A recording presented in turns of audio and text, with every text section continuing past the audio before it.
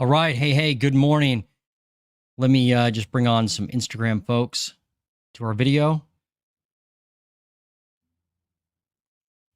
Hey, if you are a housing bull, if you're a housing bear, if you are praying, wishing, wanting a housing crash, or if you think there's not going to be a housing crash, this video is for you because we are going to dive deep into the latest Redfin data.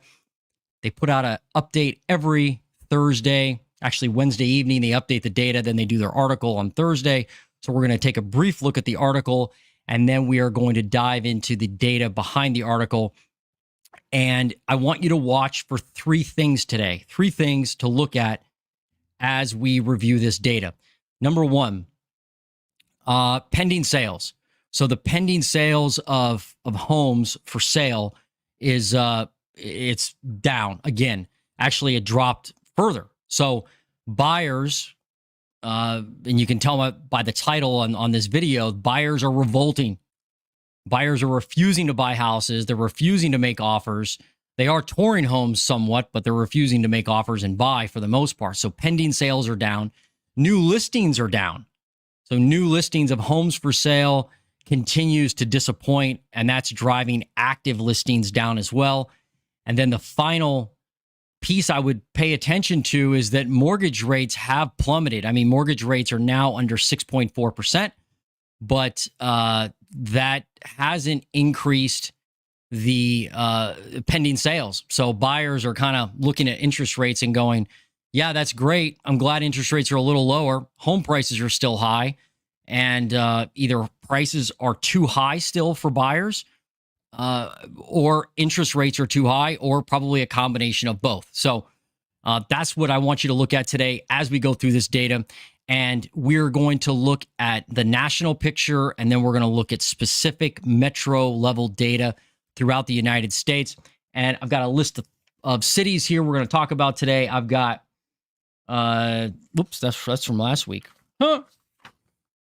Already did those. Let's see. I've got Columbus, Ohio, obviously. I'm going to do Cincinnati, Ohio, Cleveland. I'm going to do Seattle, Boston, Milwaukee, Indianapolis, Baltimore, and St. Louis. If you have another metro you want me to analyze, let me know in the chat, in the comments. We're going to break all these numbers down together. So don't be shy. Just jump into the conversation. All right. Let's get started on the article.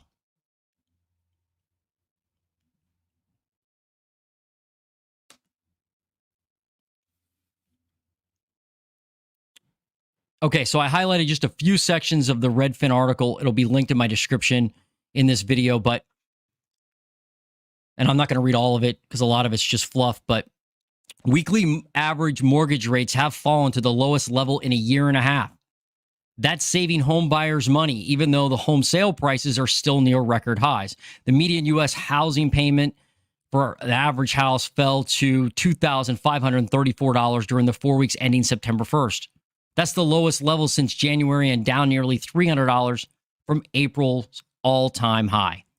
But declining housing payments have not yet to improve home sales. That's right. So just because, you've got interest rates dropping like they are, and mortgage payments now are $300 less than they were at the all-time high. So maybe that's like, saves you an electric bill every month, or maybe, your cell phone bill or something. I guess that's how much it would be. So it's not that much. It's not like it's astronomically lower, but buyers are not responding to those lower rates. And so it says pending home sales actually fell 8.4% year over year, the biggest decline in nearly a year. Some would-be home buyers are on the sidelines because they're still priced out of the market. Redfin agents are also reporting that some buyers are waiting for more clarity on the new NAR rules. It's hard for me to even read that part because I don't know any buyers at all that are sitting around and saying, once I have some more clarity on this whole NAR lawsuit situation with realtors, then I'll go out and buy a house. But right now, there's too much dust in the air. It's like, really? Really? That's the reason why you're not going to buy? Excuse me. Gum. Forgot to take my gum out. That's how lives work. So yeah, I don't think buyers are out there saying I'm not going to buy a house because of the NAR rules. That's just ridiculous. A lot of people are also pointing to the election. There's no doubt about that. People are saying that, hey, I'll buy or I'll sell after the election. I don't know how they determine that. To me, that doesn't make much sense either, but whatever. They go on to say on this article, their mortgage rates may not come down much more than they already have. That's because markets have already priced in interest rate cuts. I'm hearing that from a lot of mortgage brokers. I'm constantly checking mortgage rates to find out where they are right now because I am personally looking to refinance several properties, and I'm kind of waiting for that right time, right? So our rates, or all the discounts in the future, are already priced into rates. Many brokers are telling me they are. Many mortgage professionals are telling me they are. So if that's the case and you're waiting to buy for rates to come down, Redfin's saying that may not work because the rates right now reflect the cuts that are coming already from the Fed starting in September. They also say here, if rates do fall substantially more than they already have, that could push up demand, competition, and home prices. Maybe, but it seems like buyers right now are just pulling back overall. I think they're sick and tired of the high housing cost and ridiculous payments. And they've kind of completely, withdrawn from the market. I'm definitely seeing it as an agent. There's no doubt. I'm seeing, and I'm talking to other agents in Ohio and throughout the country, and they are all telling me the same thing. Buyers are pulling back or revolting, as I put in my title. There are some signals that more prospective buyers are touring homes and prepping to purchase, even if they're not yet buying. Mortgage purchase applications are up a staggering 3% week over week. Redfin's homebuyer demand index is up 4% from a month ago and is near its highest level since May. So what does that mean? Well, I guess, 3% more than really bad is really bad plus 3%. So I'm not sure it's really anything to celebrate. Mortgage purchase applications are still horrible compared to historical norms. The supply of homes is increasing modestly. New listings for homes for sale are up 3.7% year over year. That's horrible. I mean, you need a lot more new listings to crater prices, because if you've noticed, prices haven't moved that much yet. They haven't, because there's no supply. There just isn't. I mean, the supply of homes on the market is still low compared to historical norms, and we're still like 30% below pre-pandemic levels of inventory. So it's not like we've got floods of inventory. And by the way, a lot of the inventory on the market is kind of junky, right? It's overpriced, or it's been picked over. It's kind of stale. A lot of wish pricing, like, hey, I hope I sell my house for this. If I don't, I'll just take it off the market. I'm seeing that a lot. A lot of want to sell, not a lot of need to sell yet. At least that's what I'm seeing. All right, leading indicators. We'll buzz through these. So this is their top level indicators. We already talked about mortgage rates. They're 6.38%. We've got mortgage purchase applications. They increased 3% from a week earlier. We have Redfin homebuyer demand index. That's up 4% from a month earlier. That's just great, but it's 7% down compared to last year. So not much demand. Touring activity, we talked about that. Google searches for home up 6% from a month earlier, unchanged year over year. So look at like this time last year, Redfin saying we have the same amount of people looking for homes on the market. I mean, Googling homes and putting that search into the system. All right. Now we look at the top 400 U.S. metros. We've got, for top line numbers, we've got median sale price, $389,500. That's up 3.9% year over year, about $5,000 below the all-time high. So we're still right at that $390,000 mark for the median sale price in the U.S. Zillow has it at like 367, I think, right now. So there's a slight difference between the two companies with their calculation of, I guess, median home price. Zillow uses value. Redfin uses a median home price. Median asking price, this is interesting. 393,700, just slightly over median sale price, right? So you'll see that more of that data here in a minute. Median monthly mortgage payment, $2,500, lowest level since January. Whoop-de-doo. It's still a lot. Pending sales, 78,000 units. That's not getting any better at all. It's getting worse. Down 8.4%. Biggest decline since October of 2023. As an agent, I can tell you again, things are slow. They're like the slowest they've been in a long, long time. They just are. New listings, not great. 87,000 new listings.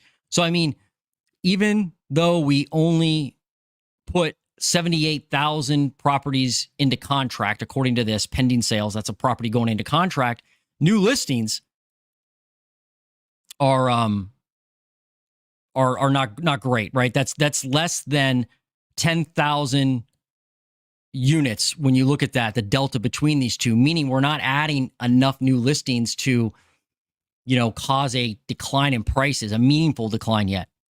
Active listings now under 1,993,000. So active listings are dropping from where they were in the summer,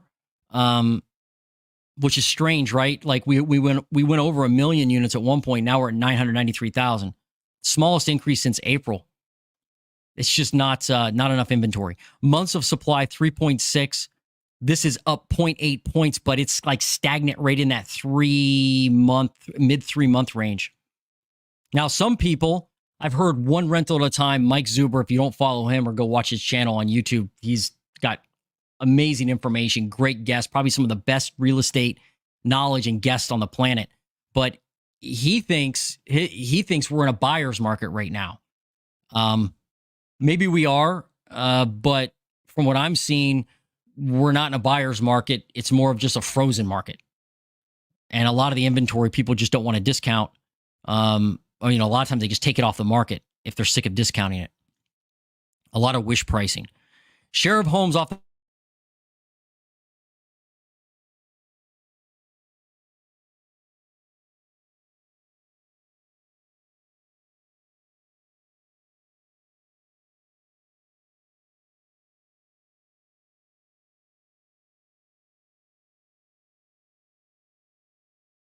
percent.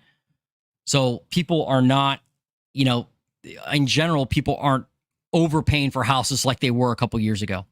Share of homes with the price drop 6.6%. That's 1.3 points higher. So more price drops than last year. And the average sale to list price ratio, 99.1. That's a big drop. Like this was at 99.6 last year. So we're like almost under 99%, which doesn't, it's like 99%. Is that really a big deal? But it is when you came from 105, 106, 107% of list price. So it means people on average are getting about 1% discount on a house from the list price ratio. That's not original list. That's the current list. Big difference. So if you have a $100,000 house, you discount it by, $1,000, then somebody gives you $99,000 for it. That'd be 100%. But if you of the list price, but it's still a percent, there's still a delta there from the original list compared to what you paid. So when you look at it, you have to be cognizant of average sale to list and average sale to original list price. Hope that made sense. I'm not sure it does to me. Anyway, median sale price, where metros are growing the most in median sale price. So these are like where the cities across the U.S., they look at just the top 50, by the way. So just the top 50 metros. Of those, which ones are growing the most with price? Philly, Milwaukee, Nassau County, New York, Providence, Rhode Island, Newark, New Jersey. But now there's 7 metros with year-over-year price declines. And this is growing. So 7 out of the top 50. Like a couple months ago, we had like 1. It was Austin every month, right? If you watch this every week that I do this live, you'd know Austin's always on there. Tampa seems to be on there sometimes. San Antonio's been on there a lot. But now you've got 7. So it's still a lot of Texas, California, but then there's a Florida in here. So it looks like Florida, Texas, California, those areas are hurting big time with, with prices. I think they're going to continue to struggle. Pending sales, where pending sales are increasing the most: San Francisco, Boston, San Jose, Los Angeles, and Riverside. Where they are decreasing the most, pending sales falling off a cliff in Miami, West Palm Beach, Fort Lauderdale, Atlanta, and Houston. Okay? And it increased. Pending sales increased in only 16 metros of the top 50. So most of the metros across the country, the big ones anyway, are suffering with pending sales, transactions, realtors hurting, and probably doing other things, right? To supplement their income. New listings: San Diego, Las Vegas, Phoenix, Anaheim, and Houston. Those are all the winners when it comes to new listings. They have the most. Atlanta, San Antonio, Newark, New Jersey, Austin, Texas, and Chicago have the biggest declines in new listings. So new listings declined in 13 of the top 50 metros. So they increased. That's what's interesting. They actually increased in 37 of the top 50 metros. So it'd be interesting to see that list, or I guess we kind of know the list pretty much, but it'd be interesting to dive into that. We will dive into some of these metros. I don't know if any are on that list. Let me look that I'm going to go over.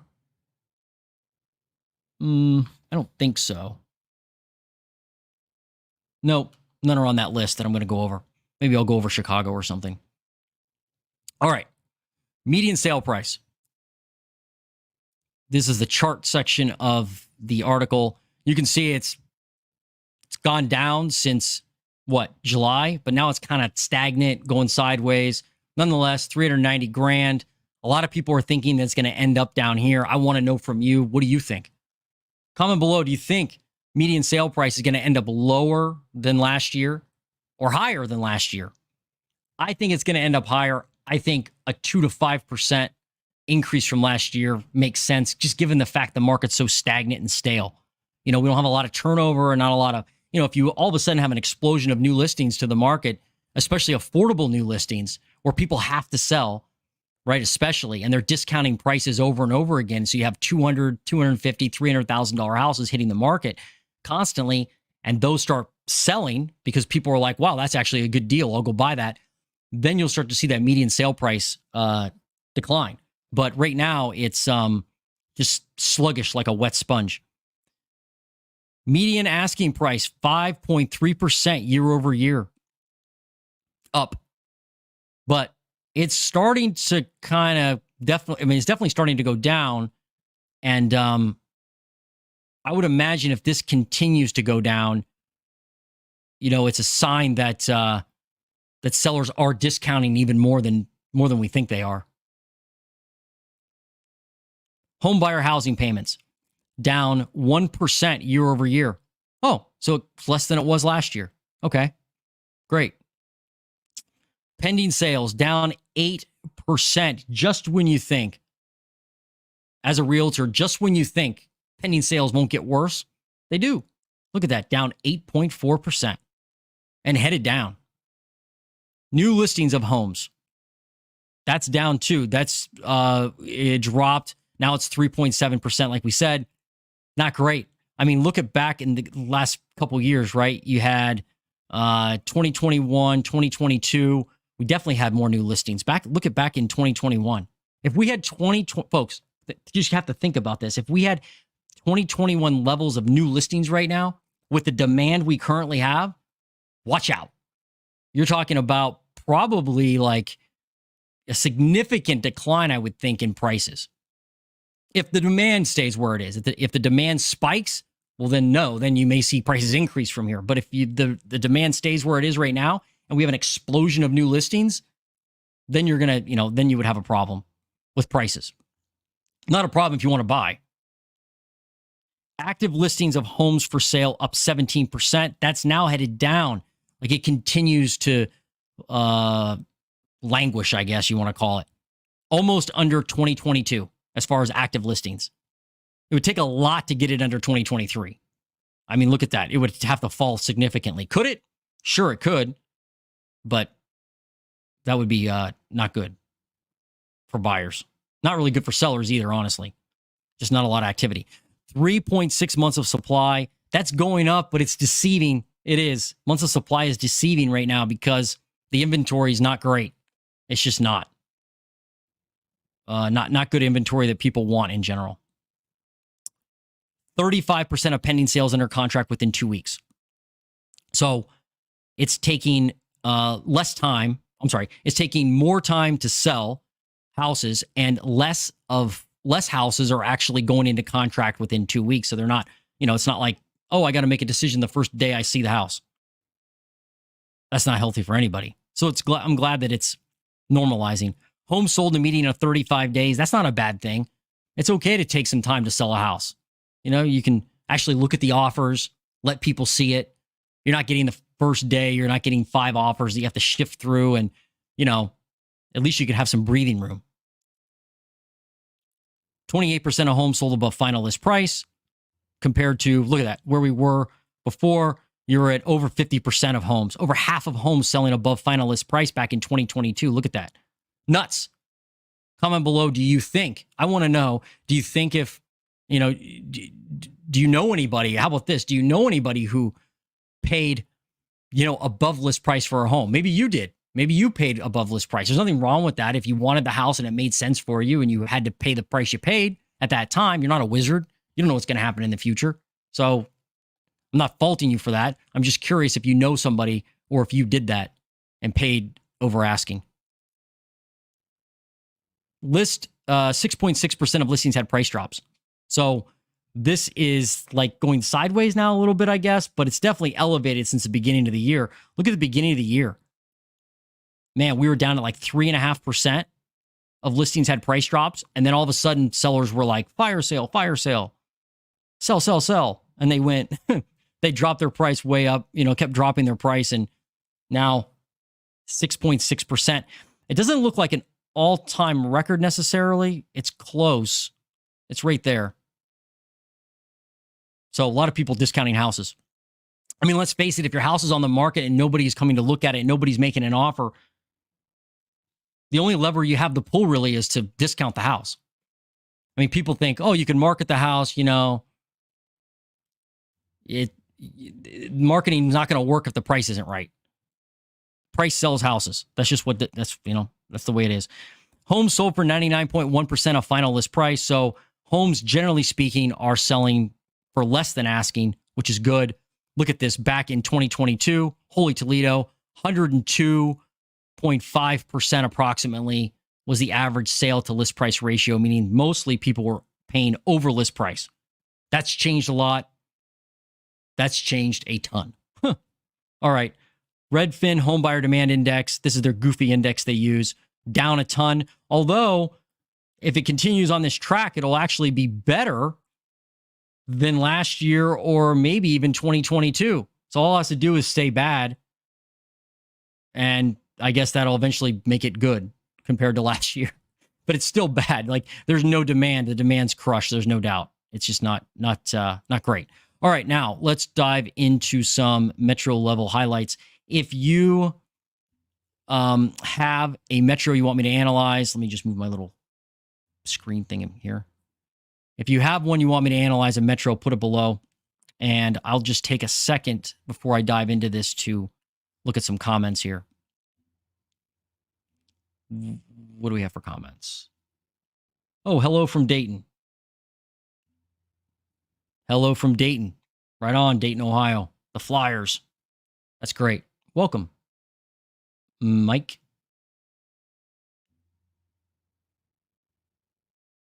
I got Coors Light here commented on a couple things. Let me see. Buyers could be in flux of confusion about NAR rules. When confused, people wait. Even some agents seem to be confused and waiting for clarification. All right, I'll give you that maybe. But I don't still know. I don't think the average home buyer who's like, man, I've got all this stuff going on in my life, kids, work, family, responsibilities, mowing the grass, whatever they're doing. I'm also trying to buy a house. Maybe they are focused on the rules. Maybe they are confused, and that will make people not take action. So you may have a point, Coors Light. I'm not going to completely discount it. Maybe I shouldn't. There are probably a lot of agents confused about it too, I would imagine.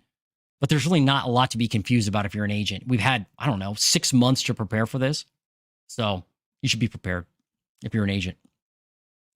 Let's see. Who else we got? Oh, Raymond. Nobody is buying. Right. No, I know, Raymond. I know, dude. Yeah. I hope you're doing well down there.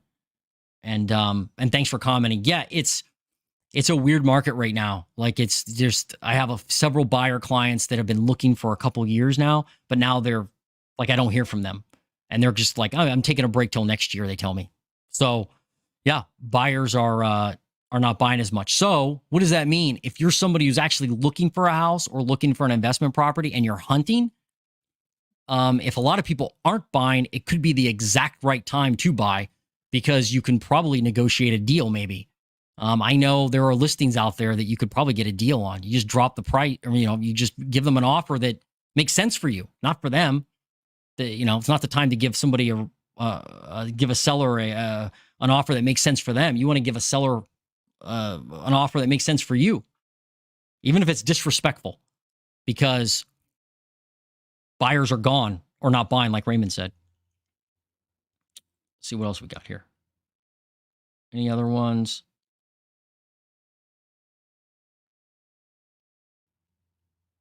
Nope, that's a bit. I'll go ahead and move on to this section. All right, let me just blow this screen up real quick, guys.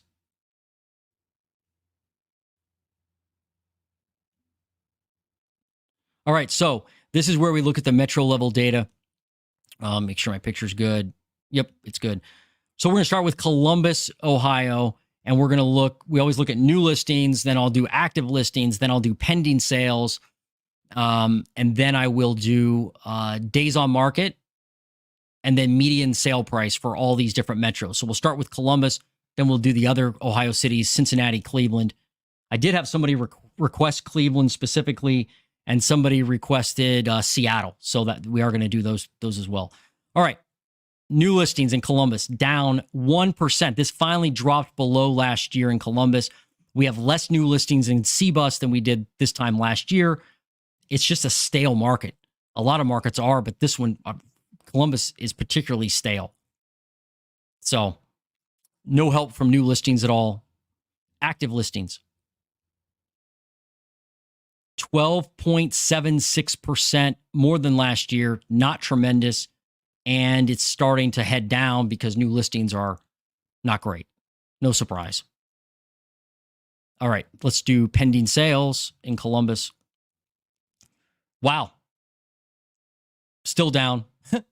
Down 1.3%. Not as bad as nationally. Nationally, we're down 8.5% pending sales year over year. We're only down 1.3%. So that's not horrible. No, it is. Just kidding. It's bad. People just aren't buying in Columbus. All right, let's do median days on market.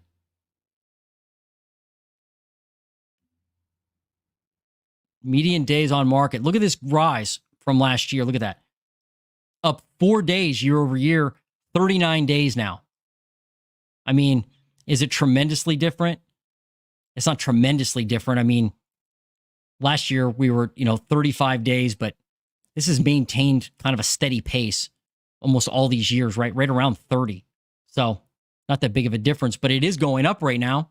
So it's taking longer to sell homes, no doubt about it. All right, now let's look at median sale price for Columbus. I already looked at this. I kind of cheated and peeked. What's happening?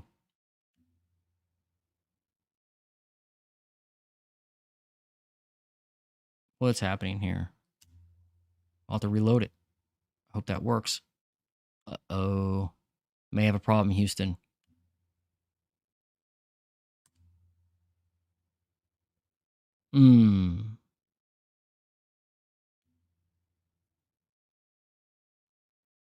Well, guys, I may have a complete technical breakdown here.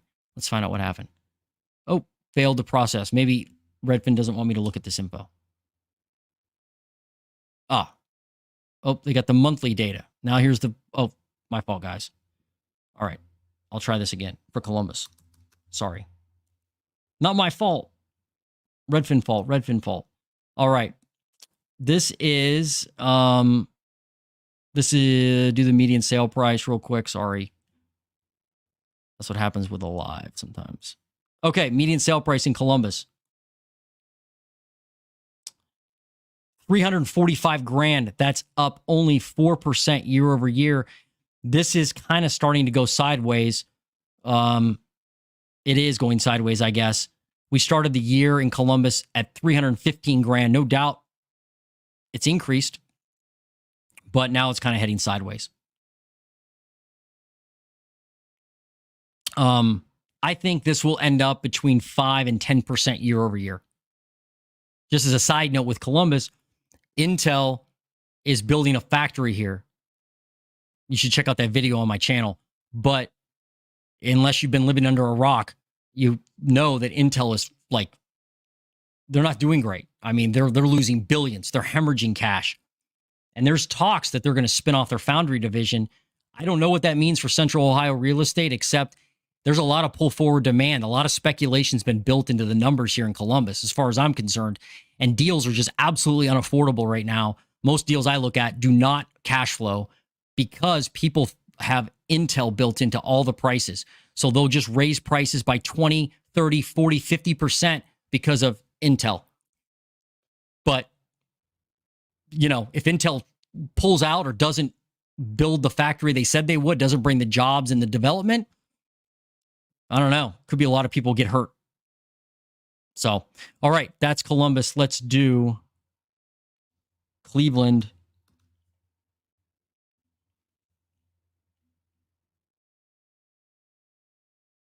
Uh-oh. Redfin's giving me issues again. Come on, Redfin. Let me try to open up another tab here and see if it'll play ball. Yeah, it's playing ball here. All right, I'm going to try this. All right. I don't know. Didn't like that tab for some reason. Cleveland, Ohio. Ah, here we go. Good. New listings in Cleveland, Ohio. Let me just blow this up. Wow. Okay, so Cleveland has added some new listings, but they are, and they're up actually 10% year over year, but it's been kind of sideways all year, and it's not skyrocketing upwards. It looks like there was a big dip last year. Maybe that's the difference, but I hear a lot of people are investing in Cleveland. A lot of investors I know are buying up there because it's still affordable. Active listings in Cleveland, Ohio. And I apologize for the technical problems earlier, folks. Active listings are barely up. Look at that. So in the United States or across the country, you've got active listings up 16%. In Cleveland, they're up 0.48%, not even 1%. So barely more inventory than they had last year. And they have a lot less inventory than they did the previous 2 years. Look at that. All right, pending sales in Cleveland. Let me just check this. Huh. They actually up. Look at that. Somebody who's up in pending sales, 2.6%. I mean, it's really because of the dip they had, right, in last year. I don't really think this, I mean, because this line could just cut across this, right? So it's, I don't think it's that really big of a deal. They're not great. Regardless, they're not good. In Cleveland either, pending sales aren't. But it looks like they're a little better than they are in at least Columbus. All right, let's look at days on market. Median days on market. 20 days. Huh.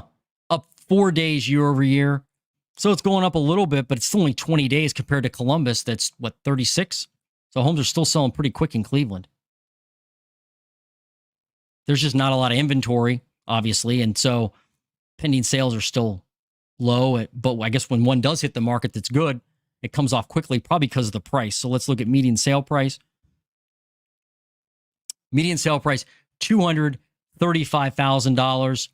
Yeah, there's still parts of the U.S. you can buy a home for $235,000. They started at 193,000. It looks like it peaked at 247. Now 235,000. So that's what Cleveland Believeland looks like. Let's do Cincinnati. Shout out to Lance Lambert at Resi Club Analytics. He lives in Cincinnati, Ohio. Oop, I don't like to look at median sale price yet. I like to wait till the end for that, like a big reveal. New listings, 22% year over year. But again, look at that dip last year, right? This time last year, man, something happened with new listings. What could have happened? I'm not sure. But it's not getting any better. I mean, new listings are continuing to decline in Cincinnati. Active listings. Active listings are actually leveling. Like, they're not dropping substantially like they are nationally or like in Columbus. Year over year, up 68%. Holy Toledo. Man. That's a lot more active listings. Anybody? There's somebody who requested Cincinnati. I'm curious if you think, or what you're seeing there locally in Cincinnati. Pending sales. Again, just like Cleveland, it's cutting through. It'll cut through this. We had a huge spike in pending sales. Like, look at that. Back last year. And then, but now, pending sales, they're continuing to decline in Cincinnati. Let's do median days on market. This is hard to see. I'll take out 21. Whoops. And 22. All right. So I took out 21 and 22. So median days on market, 35 days. Year over year, up 27 days. Look at that. Back in 23 last year, 8 days on the market average. Look at this shoot up this year. Boom. I mean, it was at 16 days. Then it went to 35 days. Now it's at 35 days. But it's significantly up from last year in Cincinnati. Homes are sitting a lot longer in Cincinnati on average. Maybe I should go hunting in Cincinnati for a deal. I don't own anything in Cincinnati, but it's a good city.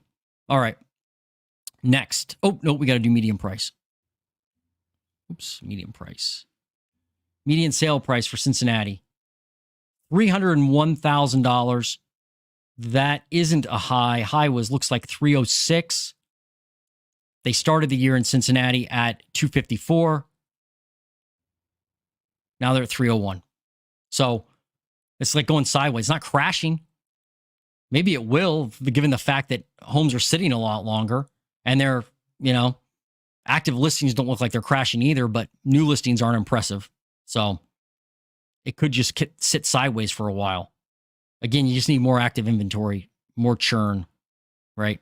Okay, that's Ohio. We did Cleveland, Columbus, Cincinnati. Now I've got, what do I have? I keep losing my list. I've got Seattle. Somebody requested Seattle. Seattle, Washington. Now, if you have a metro you want me to analyze, drop it below.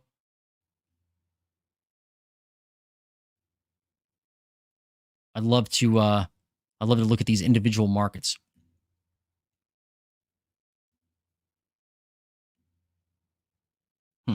Hang on a second. Let me look at this. Okay. Oh, I don't want to look at median sale price yet. New listings for Seattle. Look at that. Only up 11% in Seattle, which is actually a lot compared to the country, but it's dropping substantially, as it usually does in the fall, right? Actually, this is kind of like summer. You're kind of getting into the nice weather in Seattle right now. 19% is where they were at the peak from new listings. Actually started, wow, down in the toilet, but now they're dropping again. So active listings, let's look at that for Seattle. Active listings, up 28%, starting to crater, probably because of new listings, right? But they did have a substantial increase this summer, up 30% year over year at one point for active listings in Seattle. Let's do pending sales for Seattle. like other areas, not great. Only up 1.7% year over year. Shoot, I got to add in these. Other years. I forgot to do that. But look at like pending sales compared to 2021. I mean, you were crushing it then. Now, nothing. Nothing. All right, median days on market. We'll do that next. 10 days. Up 3.3 days. But that's still not a lot of time. 10 days? Man, that's like moves off the market as soon as it hits it. Let's do median sale price. $825,000. It's fun to look at Ohio and then look at Seattle. You're like, oh, I could buy 3 houses. Yeah, so it's up 5% year over year. It looks like it always declines this time of year, but it's still up in a healthy way from last year. Started at 748 grand. Looks like it peaked. It peaked there, 858, 862, right? Looks like the peak maybe. This year actually hit the peak, 825 grand now. So definitely starting to decline, but it looks like it declines every year about this time. I mean, look at that. Last year, or this year, last year. Well, whoever requested Seattle, thank you for requesting that. And I'd love to know if you live in Seattle, what's happening there? If homes are sitting longer, it looks like they are overall, but still only 10 days. All right. That was Seattle. Now let's do Boston. Boston, Massachusetts. I like Boston. Boston's a great city. All right. New listings up 4.4% year over year. So they do have more new listings than last year, but not by much. Kind of the same story everywhere, right? Active listings for Boston up only 13%. Jeez. What are you going to do there, right? Like hardly any more listings than they did last year, than they had last year. Not great. Pending sales up 6%. Hey, Boston gets a medal. At least you have some more pending sales than you did last year, although definitely less than 21 or 22. Down 13. Look at that. Well, that was 13% down in 22 compared to 21. But look at 2021. You had 1,230 listings or pending sales. Now you have 808. It's a lot less activity than the last, than 21 or 22, but a little more than last year. Okay, let's do pending or median days on market. Hard to see, but 20 days. Median days on market, 20 days. Up a little bit from last year, but looks like that's pretty tight all 4 years. Pretty tight there in Boston as far as days on market. That hasn't changed a whole lot. All right, median sale price in Boston starting to slide down. It looks like it does every year about this time. $731,000. And that's surprising. I would think Seattle I thought Boston would be more expensive than Seattle. I guess not. Boston started at 670 grand. And now they are at 730 grand. So definitely an increase since the beginning of the year, but now it's starting to slide a little bit. Right? Always does this time of year, it looks like. Up 3% year over year. Okay. So they're up as well. Haven't found an area that's down yet in median sale price, at least part of these metros I'm analyzing. Boston. I got Milwaukee next. Trying to do some areas that are not, not Texas and California and Florida. I had somebody comment and say, I'm so sick of hearing about Texas, California, and Florida. And I said, all right, we'll do some other ones. New listings in Milwaukee. Down 2.5% new listings. Like a lot of other areas, I'm just really struggling with new listings. Active listings for Milwaukee. Down 3%. Look at that. Wow. So a lot of areas have more active inventory than they did last year. And some have more than they have the last few years. But this is a great example of an area that has less active listings than they did last year. Those areas do exist, folks. They do exist. That's active. Now let's do pending. But look at pending sales, down 7%. Probably just not a lot of inventory to pick from. Obviously, if your active listings are at a 4-year low. Median days on market. Well, look at median days on market. Now, at 38 days, that's up slightly, but threatening to drop below last year. So it's definitely taking, I guess it's taking about the same amount of time it did last year, a little less than it did in 21 and 22 to put your house in contract in Milwaukee. Let's look at median sale price in Milwaukee. 349 grand.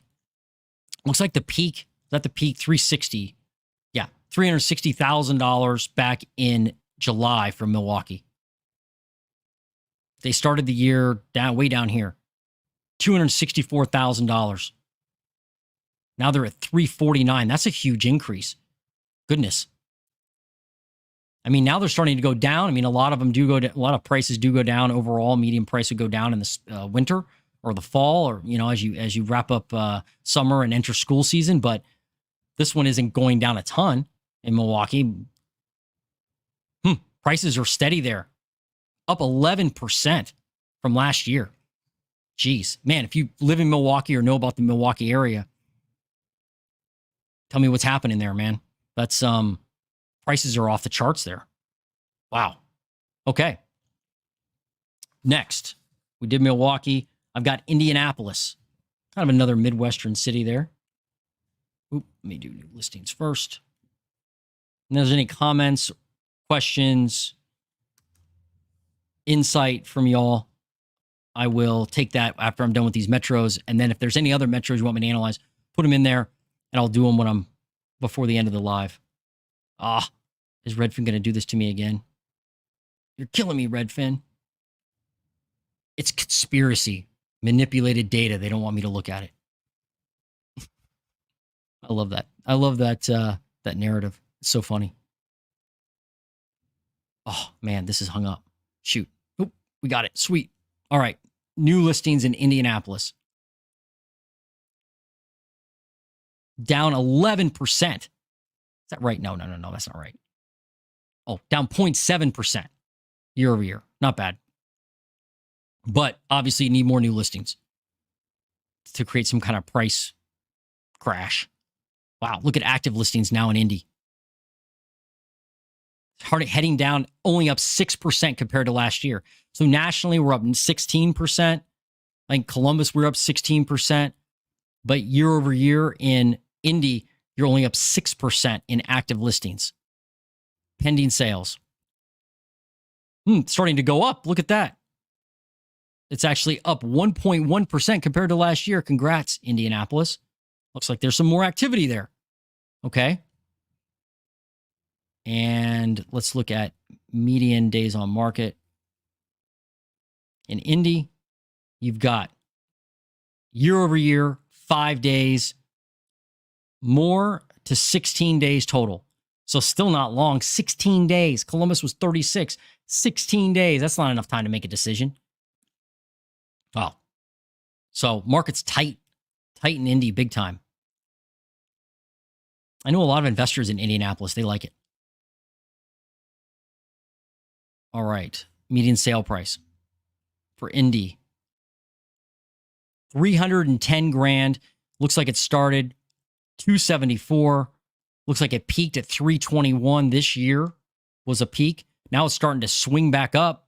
Maybe because the market's so tight, $310,000 now, up 5% year over year. These Midwestern cities, man, they are tight and really, really stubborn. The prices are really stubborn comparatively to a lot of the coastal cities, especially out west and down south. All right. That was Indy. New listings. We're going to go back to that and do St. Louis. I haven't looked at St. Louis before, so we'll look at St. Louis, see what that has to do. Is it like this? Whoops.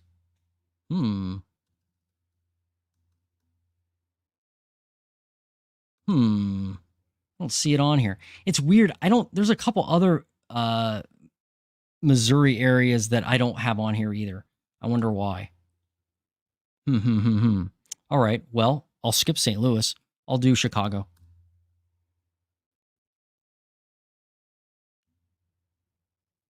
Chicago, Illinois. New listings down 6.7% in Chicago. So they have a lot less new listings than they did last year. Active listings in Chicago, 8.19% less than last year. Wow. Man, that's crazy. That's definitely a 4-year low for active listings. Pending sales, horrible as well, down 5.5% for pending sales. Median days on market, about the same as it was last year, 49 days to sell a house in Chicago. Median sale price, look, it's starting to go down. Maybe it's seasonality, maybe not. $351,000. I would think it costs more for a house there, but I guess not. Maybe taxes are super high. I always heard they are. I don't know much about Chicago. $373,000 was the high, it looked like, at one point, was the peak. Now it's $351,000. Chicago started way back at $306,000. Wow. But it's still up 6% year over year in Chicago, so prices aren't crashing there by any means. There's just not a lot of inventory to crash them. Okay. Let me check the comments real quick, see if anybody had anything else they want me to look at. No other metros. Bring up a couple comments here. All right, stay with me, folks. Let's see.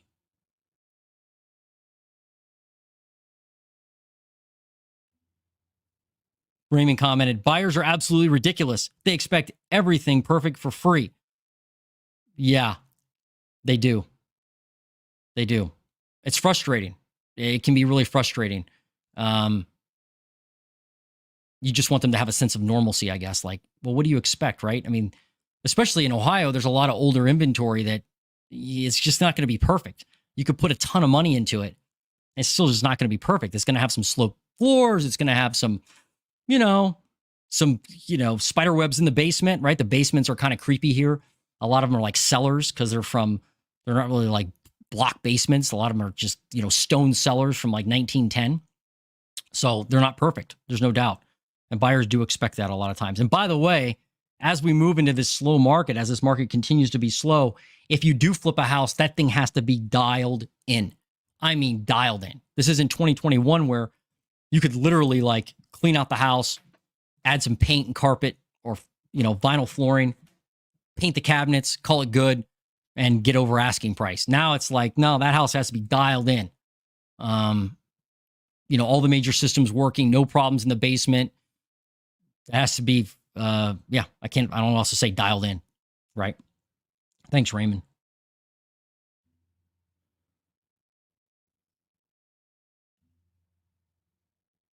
Eventually, buyers and sellers will find a happy median and sales will continue, barring some unforeseen circumstance. I agree. Well said, Coors Light. You have to, there's going to be a sense of normalcy that comes back to the market at some point. It's just going to take time. We just had like a decade of price appreciation in 3 years. When you do that, there's going to be pain. You're going to have a period of time that you have to go through in order to normalize the market. But I agree, Coors Light, eventually there will be normalcy to the market. I agree. Let me look at some other comments here real quick. Before sellers. Oh, something on the NAR settlement. Before sellers start jumping for joy that they're off the hook for the buyer agent commission, they should let this play out a while. Their home may sit longer on the market or may sit on the market longer. Yeah.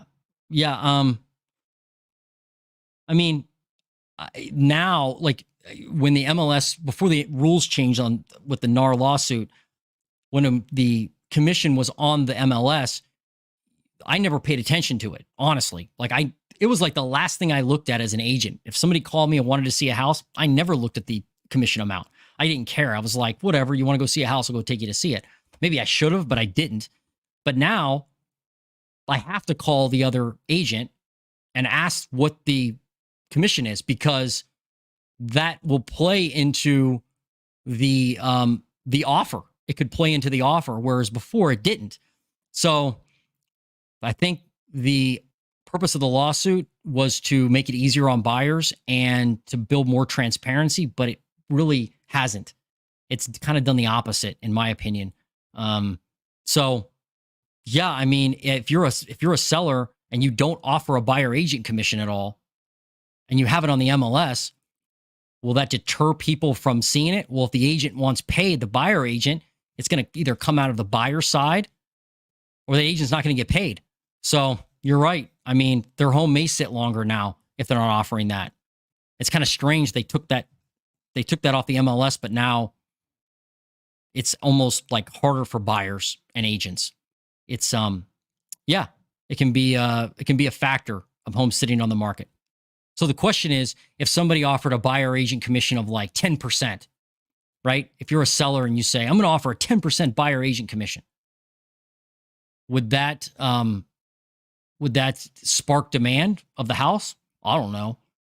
Be interesting to see, because there really are no set rules on commissions as far as how much you can offer. You can offer anything. Yeah, good comment there. All right, guys. Hey, thanks so much for joining me today. I'm going to wrap it up, but I did want to tell you that I'm started doing lives I'm trying to do them every morning, not on days where I do a live like this, but on every other day. I try to do a morning live just real quick on some top level highlights of the housing market, some, things that are interesting and, where the market's headed. And anyway, you should join me for that, because it's pretty casual in the morning, just for, 10 minutes or so. So watch out for that. And thanks for joining me. Like, subscribe to my channel. I put a ton of time and energy into this, and it's all for you, so you know what's happening in the housing market. So I'm putting this information out there, hoping you'll be a better buyer, seller, investor. And if I can give you some information you didn't have before, hey, that's a win for me. So have a good day, and we'll catch you on the next Redfin Live.